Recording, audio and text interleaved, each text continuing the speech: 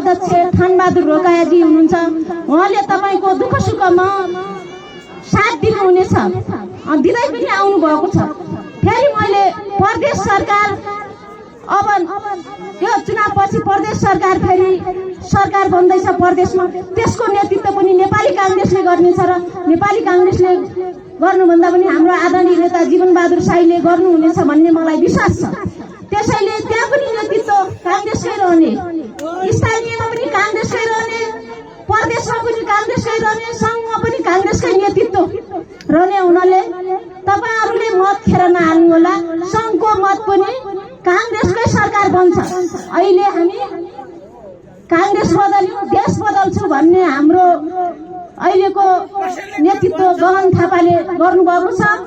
त्यसैले यो देशको प्रधानमन्त्री पनि नेपाली कांग्रेसले घोषणा गरिसकेको अवस्थामा तपाईहरुले पक्कै पनि हुम्ला जिल्लाबाट पनि नेपाली कांग्रेसको उम्मेदवार आदरणीय जयपति दाईलाई तपाईहरुले मत दिनुहुनेछ भन्ने मलाई विश्वास छ र अनुरोध पनि गर्दछु।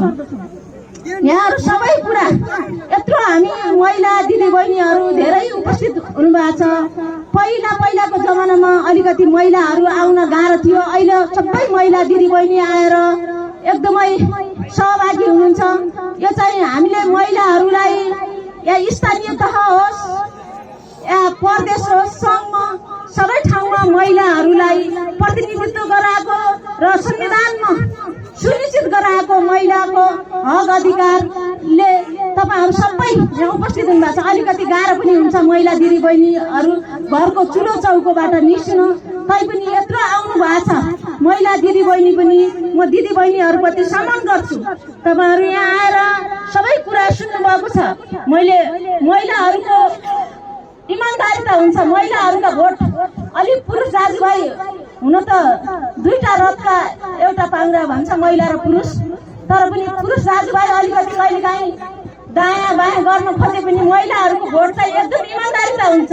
म यसो जान्छु गाउँमा सबै महिलाहरु यसो हेर्छु, सबैजना हैन हाम्रो पार्टी त के छोड्नु र भनेर एकदम महिलाहरु भित्र हृदयदेखि नै भनेको सुन्छु कि महिलाहरु भनेको त्यति इमानदारिता हुन्छ, यति धेरै इमानदारिता हुन्छ महिलाहरुको भोट। सायद बढी भोट पनि गाउँमा महिला दिदीबहिनीहरुकै खस्छ भन्ने लाग्छ मलाई।